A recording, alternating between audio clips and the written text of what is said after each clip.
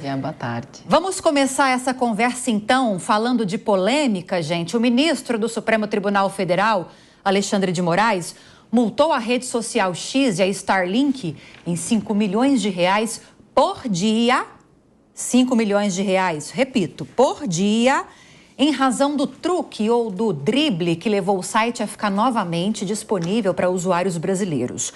Ontem, quarta-feira, alguns usuários relataram que o acesso tinha voltado. A rede social teria migrado para um servidor intermediário, driblando o bloqueio imposto por Moraes. E aqui eu quero começar com você, Luana Tavares, que tem uma ligação muito próxima com essas questões cibernéticas, ligadas a redes sociais, à internet. Porque ontem, quando essa notícia veio a público de que alguns usuários estavam conseguindo acessar, e depois, no final da noite, a própria rede social também se manifestou, havia dúvidas. Foi um bloqueio intencional ou, diante desse ajuste de servidor, inevitavelmente a rede ficou disponível para alguns usuários? E eu queria ouvir sua análise sobre isso, de que lado você está. O que faz mais sentido para você? Olha, é bem difícil, é uma questão técnica, e quando a gente fala em tecnologia, realmente você tem aí várias brechas que podem acontecer num sistema, no momento de ajuste, de atualização, que permite que você incorra em falhas. A gente falou recentemente de um apagão cibernético que impactou a sociedade como um todo, né? O mundo inteiro sofreu como ele, foi por conta de uma falha. Porém, nesse caso, quando você migra para um servidor, né, o acesso àquela rede local, você tem sim que tomar uma decisão humana. Ela pode ter sido tomada por uma falha? Pode, mas eu acho que nesse caso, até a posição do X, né, do Twitter ontem foi de que foi uma falha, mas para que entenda isso como uma falha, vai precisar ser comprovado, porque para você modificar um servidor para outro, né, ou outros, foram alguns servidores que foram identificados como servidores que estavam servindo para possibilitar o acesso aos usuários aqui no nosso país, eles vão precisar mostrar realmente como que essa falha aconteceu. O que, na minha visão e na visão de vários analistas que atuam com tecnologia, um fato é que, para que você faça essa migração, você precisa, sim, colocar ali uma série de comandos para que isso aconteça. Então, é difícil que isso não tenha sido uma decisão interna, né, da empresa, porém, é óbvio que a gente está lidando com seres humanos, pessoas que estão atuando dentro desses locais, que não tem ali como a gente comprovar sem que haja realmente um posicionamento formal.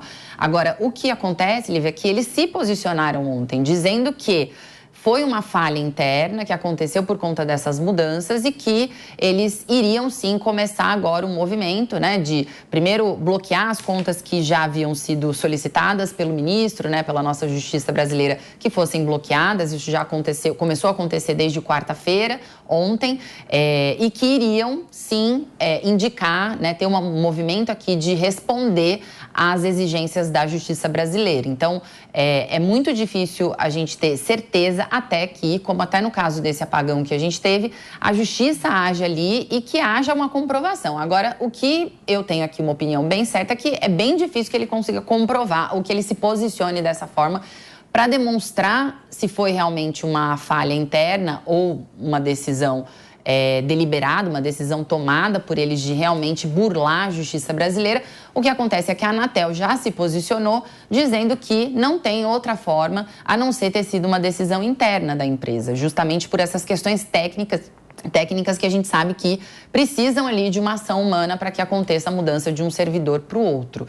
Então, é um tema que com certeza ainda vai ter muitos desdobramentos. O que acontece é que agora, né, a justiça brasileira ela está buscando enrijecer ainda mais o posicionamento que já foi feito com medidas e com multas maiores para que, em algum momento, a empresa X, a empresa Twitter, né, que é responsável pelo X, realmente responda de forma completa as exigências do Brasil para que volte a operar. É um mercado importante para eles. Então, na minha opinião, em algum momento esse cenário com certeza vai se desenrolar. Jess falou mais cedo que estava com a decisão do ministro. Está aí com você, Jess? Isso, estou com a decisão. Porque eu quero te ouvir sobre isso também. Na sua visão, o que realmente aconteceu? Durante a manhã, no Jornal da Manhã, a gente ouviu especialistas e dois me marcaram por dizer que o que nós temos que observar daqui para frente? A justificativa, como explicou a Luana, do Twitter, agora X, o bloqueio da rede aqui no Brasil atrapalhou de alguma forma o funcionamento da rede, da plataforma em países aqui da região, da América Latina, e que teria sido necessário, diante disso, então, fazer esse ajuste de servidor. E teria sido um acidente o bloqueio que aconteceu. Mas para Moraes e para a Anatel, foi um bloqueio intencional. Daí essa decisão que a Jess vai trazer com mais detalhes para a gente, de impor essa multa sobre a empresa de R$5 milhões por dia em caso de descumprimento dessa regra de bloqueio, Jess. Então, o que eu acho que é importante avaliar? A nota da plataforma diz que, na verdade, foi exatamente isso, Lívia, que eles estavam com dificuldades na região da América Latina, por isso contrataram a Cloudflare para fazer esse intermédio ali. E aí, a partir do momento que isso aconteceu, o IP mudou e o Twitter teria voltado a funcionar para determinadas operadoras e dispositivos. E a partir disso, não teria sido intencional. No entanto, o ministro Alexandre de Moraes e a Anatel também indicaram que isso teria sido uma artimanha. E aí, até na fundamentação do ministro, ele usa até o histórico, por assim dizer, do Elon Musk de descumprimento de determinadas decisões judiciais. Então, ele coloca como se fosse, de fato, intencional e se aplica essa multa de 5 milhões. Mas o que é surpreendente na decisão de hoje? A decisão de hoje, ela joga luz para uma situação que tem sido muito aventada na imprensa brasileira, que é a que o Twitter, o X, estaria disponível a cumprir as medidas para regularizar a sua situação e voltar a funcionar no Brasil. O que é uma boa notícia, porque, afinal de contas, nós queremos que mais essa plataforma esteja disponível ali, principalmente pensando na questão da liberdade de expressão. Só que, nessa decisão, ele menciona que 2 advogados aqui de São Paulo foram indicados como representantes, mas que ainda não houve a comprovação, que isso não foi acompanhado de nenhuma comprovação que mostre que, de fato, eles serão os representantes legais. Outra questão é o cumprimento, como a Luana já trouxe, das medidas, que eram as medidas para tirar determinadas contas. Isso já está indicado como que teria começado ontem, também estaria acontecendo hoje. E aí temos também o terceiro fator, que seriam as multas que foram cumpridas de maneira compulsória pela Starlink, que é uma outra empresa ali, que é a grande questão desse debate, né, que é a insegurança jurídica. Afinal de contas, a Starlink seria uma outra empresa que o que ela tem em comum com o X é que ela é, de fato, ela tem como um dos principais acionistas o Elon Musk, embora na Starlink ele seja o CEO e no Twitter seja a Linda, que é a CEO. E aí, nessa decisão, a gente coloca isso como ponto principal, de fato, porque gera uma insegurança jurídica. Nós temos visto alguns analistas, tanto jurídicos, mas também investidores internacionais, como é o caso do Bill Ackman, que têm falado bastante sobre como isso coloca o Brasil num cenário de insegurança jurídica. Esse último fator, que é a questão da multa ter sido aplicada à Starlink, que não tem uma ligação direta ali com o X. Então, por conta disso, a gente está nessa situação aí de descoberta. E agora parece que os 2 representantes foram indicados, 2 advogados, um deles, Sérgio Rosenthal. Então, provavelmente, nas próximas semanas, quem sabe, nós não teremos a possibilidade de ver o funcionamento do Twitter de volta ao Brasil. Também vale ressaltar que a Cloudflare, né, que é esse aparato que ele teria usado, rapidamente isolou o IP, o que permitiu de novo a Anatel fazer o bloqueio, ou seja, colaborou aí com o judiciário brasileiro. Carla, olhando um pouco mais para o aspecto econômico, mas eu sei que você vai além disso, com certeza você tem uma abordagem política para trazer para a gente também. Custa caro para a plataforma, imagino, ficar sem funcionar aqui no Brasil. Então, diante dessas informações que a Jess trouxe, que já se busca esses representantes, haveria a indicação desses 2 representantes, que ainda está sendo analisada, aventada. Tem também a questão do cumprimento de decisões judiciais, de excluir conteúdos, pagamento de multas, enfim. Diante da possibilidade de que, aos poucos, as determinações da Justiça estão sendo cumpridas, criou-se um alvoroço político com que finalidade? Se, no fim das contas, economicamente não compensa para Musk manter a plataforma não funcionando aqui no Brasil, teria a ver com as eleições? Olha, essa questão, ela desperta aí paixões, né? Porque por causa da própria figura, né, do Musk. Então, ele é amado e odiado aí ao mesmo tempo. E aqui é o seguinte, essa mudança, né, do IP, como a Luana trouxe, tudo, essa questão tecnológica, a gente parte do pressuposto que a nossa ordenação jurídica, ela trabalha com boa fé. Como disse a Jess, ele foi contemplado, inclusive, na decisão, de que ele tem um histórico de má-fé. Então, entendeu-se que essa questão dessa mudança foi proposital. Então, se a mudança foi proposital, ele não tem um representante legal, não pagou as multas. A questão da Starlink, ela é o mesmo grupo econômico do X, então você acabou esticando isso daí, mas elas são do mesmo grupo econômico. E aí ficou entendido que, bom, isso foi burlado, foi um truque, tentaram ou estão testando, porque isso é muito do perfil do Elon Musk, que é testar. Eu vou testar. Então, essa semana passada agora, nós tivemos também um outro evento com ele interessantíssimo. O Parlamento da Austrália determinou que vai fazer uma lei para regulamentar as leis, a estrutura toda da internet. Ele já anunciou que o governo australiano é fascista. Você veja que a gente tem assim um certo desequilíbrio intelectual, uma coisa confusa. Então, com relação a isso, a empresa ela tem prejuízo. Ela tem, exatamente como você falou. Como que você resolve essa má-fé ou esse sistema que voltou a atuar e alguém conseguiu acessar? Com mais prejuízo, é no bolso. 5 milhões por dia. 5 milhões por dia é, digamos assim, um começo de conversa para um valor, né? Já assusta um pouquinho, como essa. Já dá uma certa cosquinha no bolso, digamos assim. Mas é daí para cima. Ou seja, não dá para você querer brincar de senhor faz tudo e resolve o que quer e passando por cima da soberania do país. Então, acho que 5 milhões por dia, para começar, tá bom. Esse barulho todo que foi criado, já que a gente está partindo do pressuposto de que uma hora a plataforma vai voltar, e a intenção dela desde o início teria sido voltar, pode ter, na sua visão, não sei se a gente está viajando aqui, criar-se uma celeuma por causa das eleições, levantar uma discussão que divide ainda mais direita e esquerda, porque é uma discussão que coloca mais ainda, né, em campos opostos. Eu acho que ele é um representante tecnológico da extrema-direita com uma certa fachada da liberdade de expressão para além das questões do crime que ela comporta. Então, como ele é o representante, né, ele é o bilionário a tiracolo, digamos assim, da extrema-direita, então, em nome da liberdade de expressão, ele pode divulgar o que ele quiser, cometer crime nas redes sociais e está tudo certo. Os países que questionam isso, ele atende muito bem, como Índia e outros, aí quem não atende ele também xinga, então eu acho que é uma coisa mais por aí dele ser esse representante, ele se auto-intitula um pouco esse representante aí. Quero ouvir um pouco você também, Maria, sobre isso, porque a Carla muito bem levantou que há uma atuação muito latente de Elon Musk em países com governos autoritários e não se criou essa convulsão ou confusão que se criou aqui no Brasil. Pode ter ligação, na sua opinião, com as eleições? No fim das contas, tudo é interesse político/econômico ou econômico/político, na sua opinião? E o X vai voltar? Olha, como cientista política, eu vou defender aqui minha sardinha e falar que tudo é político, não é mesmo? Acordar de manhã, tomar uma decisão se você vai ter uma refeição vegetariana ou carnívora, já faz de você um ser político, pensar em um ato político. Enfim, eu defendo essa teoria.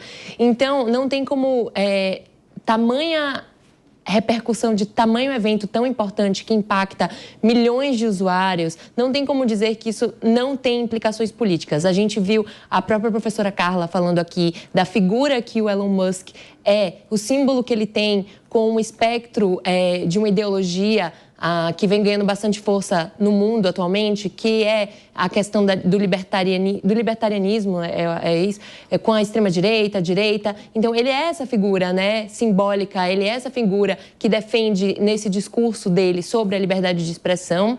Apesar de ter tido alguns posicionamentos polêmicos, eu nem sei se vocês viram recentemente, ele apagou um post que ele fez essa semana questionando a relação das tentativas de assassinato com o presidente Trump e questionando por que o Biden e a Kamala Harris não existe tentativa de assassinato com esses dois candidatos ou figuras políticas. Então, existem sim declarações polêmicas, é um ser político que representa uma instituição política, uma plataforma política. A gente sabe que nessa briga de braços entre dois homens muito poderosos, né? Quem perde é o usuário. A gente sabe que o X é uma plataforma extremamente importante, que muitas pessoas monetizam seus negócios ali, as pessoas se informam politicamente ali, porque tem usuário de esquerda, de direita, de centro, o que for. Eles são livres para expressar suas opiniões. Então, perde o usuário e perde quem tem a informação dentro dessa plataforma. O Alexandre de Moraes também virou um ser extremamente político, que representa um lado, né, dessa esfera ideológica, virou inimigo de muitos, objeto de ódio de tantos outros, que no meu caso é uma questão muito delicada, porque é um assunto jurídico que deveria ser tratado da maneira mais técnica possível e não da maneira mais inflamada possível. Mas hoje a gente vive um cenário de alta polarização, que falar um A ou um B já é motivo para você ser cancelado ou exaltado. Agora, Carla, o que eu ouvi de especialistas também, esses que nós ouvimos ao longo do dia hoje, ontem também, desde que esse assunto veio à tona, é que, na dúvida, por enquanto, sobre o fato de esse bloqueio ser intencional ou não, porque a gente tem a corrente que fala que é a corrente da plataforma, que diante da decisão de bloquear, criou-se essa questão de instabilidade, dificuldade de acesso, e o bloqueio foi inevitável. E tem Moraes de um lado, o Anatel de outro, e também alguns especialistas dizendo que esse bloqueio teria sido intencional para confrontar a justiça brasileira. Na dúvida, o que muitos especialistas têm falado para a gente nesses últimos dias? Tá bom, aconteceu uma vez. Vamos observar se vai acontecer de novo. Vai ter troca de servidor de novo? Vai ter ajuste de servidor de novo? Se isso acontecer com recorrência, não há dúvidas mais. Aí seria uma forma de confrontar. Você acha que faz sentido? Eu colocaria uma outra questão. Eu vou discutir... Primeiro eu tenho a Anatel, que é importantíssimo, Sim. né? É ela técnico, né, Carla? A parte técnica, a gente tem que ir, digamos assim, com quem está dentro do processo. Eu estou com a Anatel lá e ela disse que sim, que aquilo ali ocorreu. Para além de especialistas na área técnica, de quem disse ou não, a minha pergunta é uma só. Eles vão dar, ou a justiça brasileira daria esse voto de confiança para quem? Se você não tem como mandar uma carta, chamar o responsável, não tem ninguém para falar. Então, não há que ter uma tolerância com uma empresa sem representante aqui dentro, né? Como disse a própria Jéssica, 2 advogados ainda estão se consultando, ainda não... Bom, se eu não tenho com quem falar, se eu não tenho com quem conversar, dar a segunda chance, ela nem, imagino eu que ela nem possa existir porque eu não tenho representante legal. O órgão regulador do setor deve ter algum tipo de embasamento sério para chegar a essa conclusão, sim. né? Rapidinho, Luana, a Jess pediu para falar aqui, eu já passo para você. Então, Fala, eu tenho várias discordâncias aqui. Primeiro, não vejo o Elon Musk como um símbolo da extrema-direita. O que eu vejo com o Elon Musk é que ele é um empresário que tem os posicionamentos políticos dele, e você pode odiar os posicionamentos políticos dele, você pode gostar dos posicionamentos políticos dele. E, como empresário, ele não é obrigado a ter nenhum tipo de imparcialidade. Isso se espera de outras esferas, não de um empresário que tem, sim, que sempre defende suas pautas. Não vou fazer um juízo de valor sobre isso. Até porque o Twitter, de todas as redes, o X com certeza era a rede mais polar ali. Você convivia com os haters, você tinha toda aquela discussão. Uma rede que eu até julgo, assim, pela minha experiência vivenciando lá, que a esquerda é, inclusive, até mais forte do que a direita e que mobiliza muito. E que teve uma perda categórica, ainda mais num período de eleição em que eu conheço várias pessoas que estavam planejando fazer suas divulgações ali pela rede e que, infelizmente, esse plano foi cortado por essa decisão.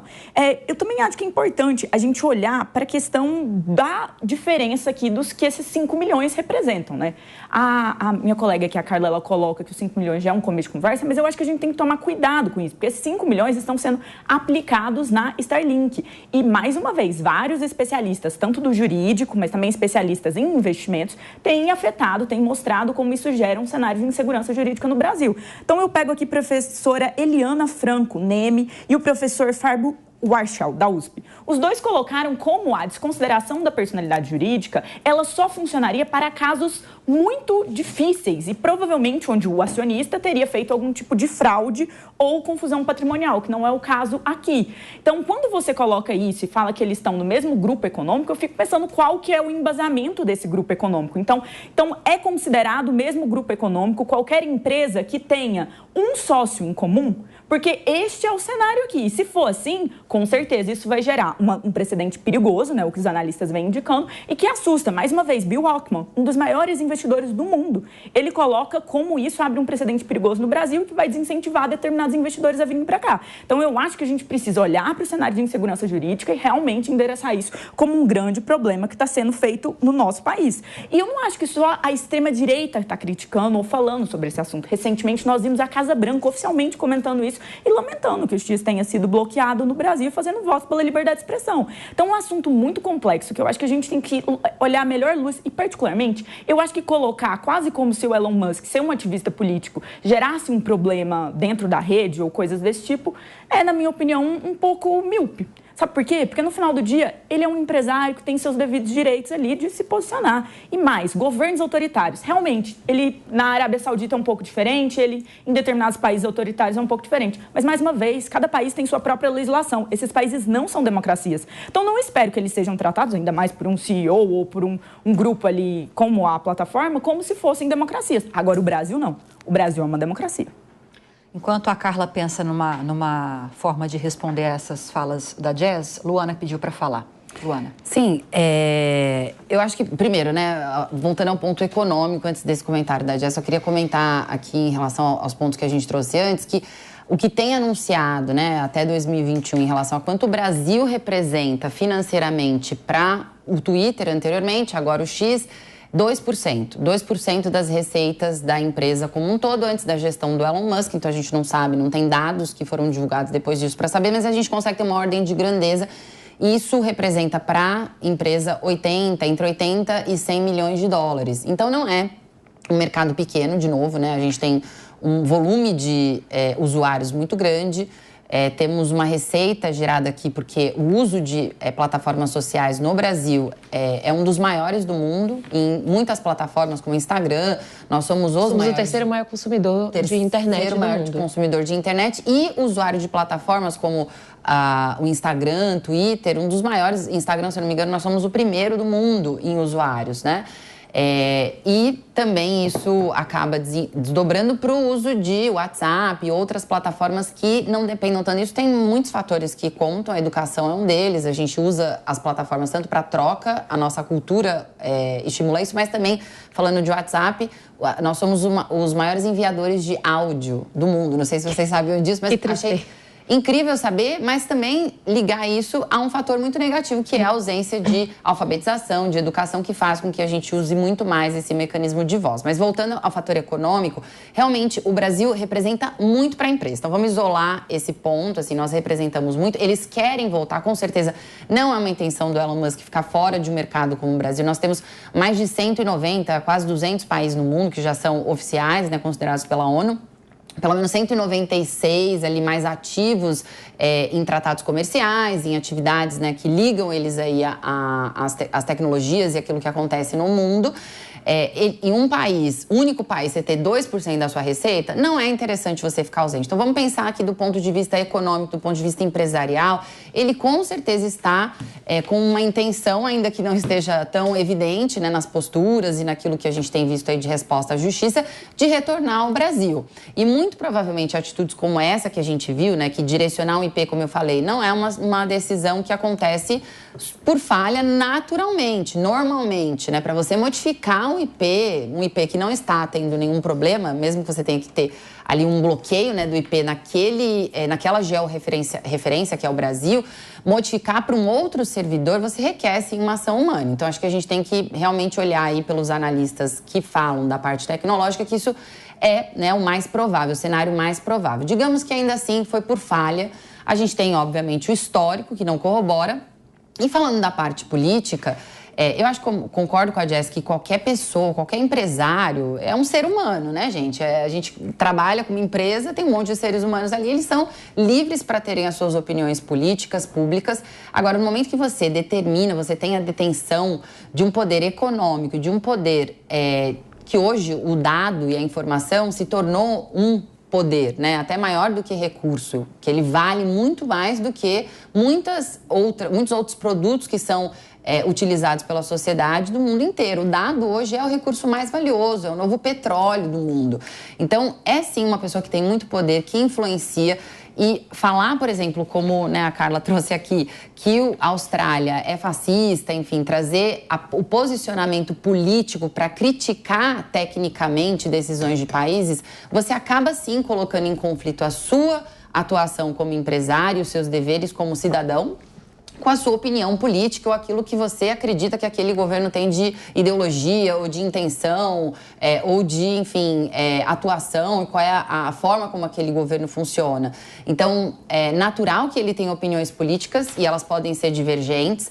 Porém, utilizar isso no momento em que você questiona decisões jurídicas, por mais difíceis que elas sejam, e aqui antes desses 5 milhões eram multas irrisórias, né, as anteriores. E a gente não está falando só das multas, a gente está falando sobre as decisões que foram solicitadas ali de bloqueio de contas que infringiram legislações atuais e que não foi seguido. Então, eu concordo com a Jazz no ponto de que ele tem a liberdade de ter opinião, mas em muitos momentos, nas posturas que ele vem tendo, ele também está trazendo essa atuação política misturada com a atuação dele de empresário. E é isso que eu acho que acaba criando essa polarização que não deveria acontecer quando se fala de um serviço que é tão útil para a sociedade, que é importante economicamente para a própria empresa, para o desenvolvimento econômico mundial, né? Não só brasileiro, não é uma empresa brasileira. Então, olhar isso e isolar a parte política está ficando muito difícil mesmo. E é por isso que esse debate tem ficado tão acirrado. Começar a indicar as pessoas para que a gente tenha ali, né, minimamente a condição de resposta da empresa, eu acho que é um passo importante. Sem dúvida, isso vai trazer um movimento novo do X, né, e do Elon Musk para talvez respeitar um pouco mais a legislação brasileira. Muito além, vou trazer um elemento aqui para discussão. Falta a Carla para rebater e também a Maria para falar.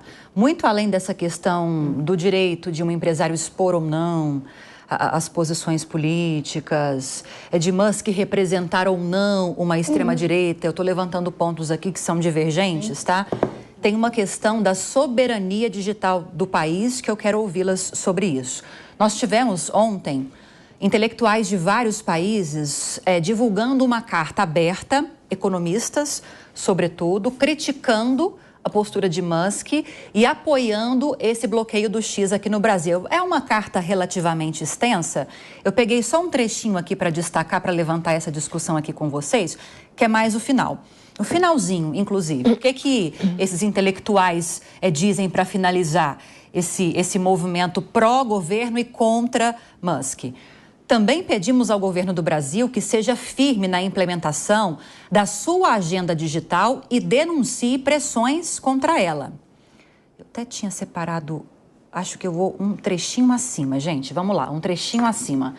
Todos aqueles que defendem os valores democráticos devem apoiar o Brasil em sua busca pela soberania digital.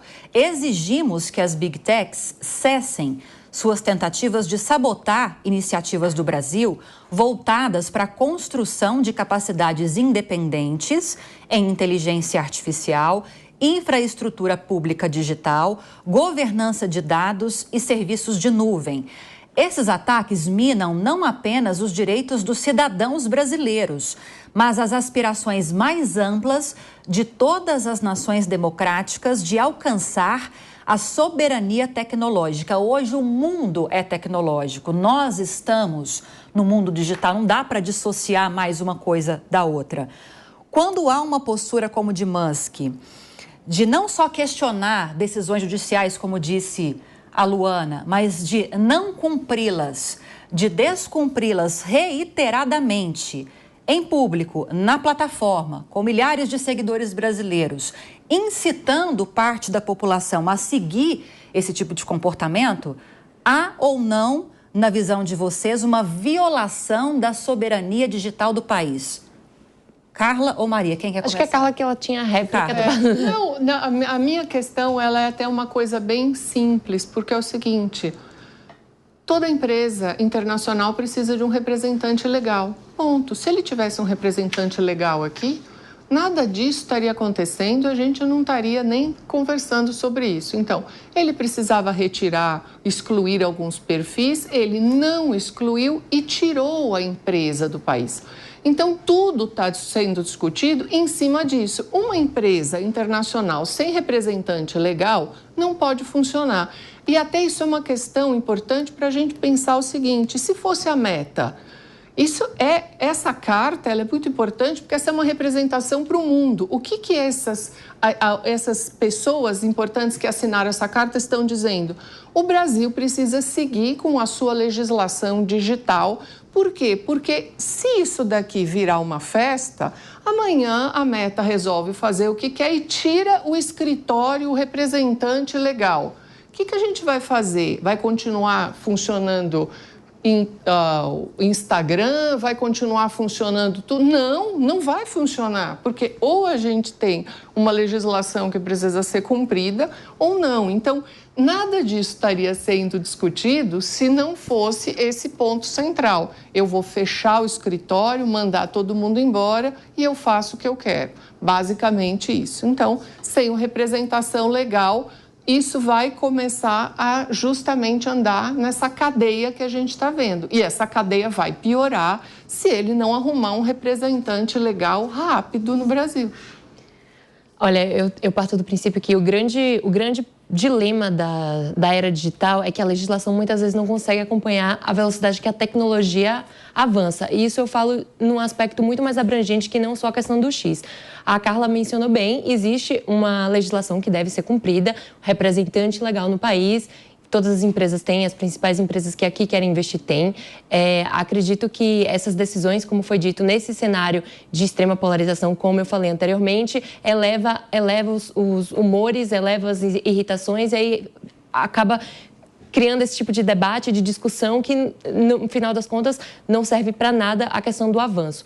Muito louvável essa carta, é muito importante as demais autoridades internacionais se posicionarem para tamanha situação importante, porque, como acontece aqui, pode acontecer em outros países similares como o Brasil.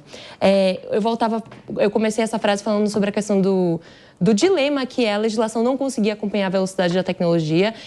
Eu não sei se vocês viram, mas no início do ano o TSE liberou uma série de uma legislação com metas a serem cumpridas para, inclusive, evitar resoluções, para, inclusive, evitar o uso das deepfakes aqui no Brasil, a questão da inteligência artificial e como isso impacta as urnas, como isso impacta as decisões políticas nesse ano tão importante, né, onde a gente tem mais de 380 mil candidatos a vereadores, num país onde 150 milhões de pessoas vão votar, e como é importante a gente avaliar a responsabilidade dos que legislam em cima de tais plataformas que têm um impacto exorbitante na nossa sociedade. Estava aqui refletindo, né? O X parou de funcionar, isso impacta muito no debate político, no debate das escolhas políticas, e a gente teve isso com essa resolução do TSE, que o Meta anunciou que não iria conseguir acompanhar o perfil. Eles tem uma restrição com relação às propagandas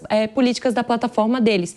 E isso me remeteu, a gente discutindo aqui esse debate, me remeteu a essa questão da legislação em cima das empresas, né? Porque isso foi discutido e muitos candidatos que não têm uma plataforma política tão grande usam essas ferramentas para se tornarem conhecidos. Então, a gente tem uma questão aí muito importante, porque elas são base para candidatos menores conseguirem promover o perfil deles nas redes. Então, até que ponto, né, a gente se pergunta, se o Meta não iria conseguir alocar e controlar, né, todo o conteúdo que iria ser disseminado nessa ocasião da política, das eleições de 2024, o que leva também a gente a refletir o debate da questão das fake news, né, porque a gente ainda não tem uma legislação em cima desse fenômeno que disseminou, a questão dos perfis que não foram excluídos. É toda uma questão filosófica que precisa ser discutida de uma maneira muito, muito, muito lúcida, muito racional e sem polarização, porque quem perde, de fato, é a sociedade, é o usuário e o consumidor. É que, no fim das contas, fica sem a plataforma. Exatamente. Né? Exatamente, sobra para nós, como sempre. 2h37. Posso girar, meninas? Posso só fazer um comentário? Vai lá, Jess. Da carta? Então, essa carta, ela fala sobre o risco de várias Big Techs. Então, ela também coloca na conta a Meta, também coloca a Apple, ela também coloca a Microsoft, ela coloca vários grupos. E por que essa carta existe? Essa carta é uma carta de intelectuais mais ligados à esquerda. E aqui eu não estou só os jogando, mas eles são de esquerda, não. Gabriel Zucman, que é o guru econômico aí do Haddad, do ministro Haddad, também está entre os assinantes. A professora lá da Universidade Federal do Ceará, Helena Martins, que também tem uma inclinação, foi até cotada para estar na transição ali, no governo de transição do presidente Lula. Então, é um posicionamento político. O professor da faculdade do ABC, Sérgio Amadeu, que chamou recentemente até de colonialismo norte-americano aí, algumas das Big Techs, é um posicionamento. E está certo ter um posicionamento e está certo que eles possam falar que eles veem essa preocupação com as redes sociais e com esses grandes conglomerados, essas Big Techs. Mas a grande questão eu fico feliz que eles possam falar e eu fico feliz que a discordância existe. Exato. E o Twitter é um espaço onde a discordância vivia muito bem, onde ela era muito forte. Também sou a favor dos representantes legais, como a legislação do Brasil pede, a Carla está certíssima, eles terem isso aqui dentro do nosso país. Mas, por exemplo, a Blue Sky, ela não tem representante legal indicado ainda. O Twitter, pelo que aparenta, pelo que a decisão do, inclusive, ministro coloca, já está indicando. Então, eu espero que esse caso se resolva. Mas uma coisa que eu acho fundamental é que nós precisamos também respeitar o ponto de vista dos outros e, principalmente, muitas vezes, parar, na minha perspectiva, de criticar a direita como se fosse um posicionamento esdrúxulo em relação à liberdade de expressão. É um direito deles também, tal qual o Elon Musk tem o direito dele de falar o que ele quiser na política, e aí eu acho que a Luana está certa. Isso tem um efeito nas ações dele, isso tem um efeito nas empresas dele, direito dele, ele está comprando prejuízo. O problema dele, a gente não tem muito a ver com isso. Mas, apesar disso, também precisamos valorizar o direito dos outros, desses intelectuais de esquerda também de criticarem as Big Techs e aplaudirem as decisões e as tomadas por vários governos do mundo sobre a questão da desinformação. Tenho muito medo dessas regulamentações muitas vezes. Não é o caso do Brasil, nós ainda não temos isso, mas de vários países que têm o que vai ser considerado verdade, o que vai ser considerado mentira. Então, esse é um debate interessantíssimo e que nos exige muita atenção, sim. Poderíamos seguir até às 4 falando sobre isso, né, Jess? Sem dúvidas. Mas como tem outras pautas... O Brasil é movimentado. Exatamente. E que bom que é assim, né? E que bom que é assim.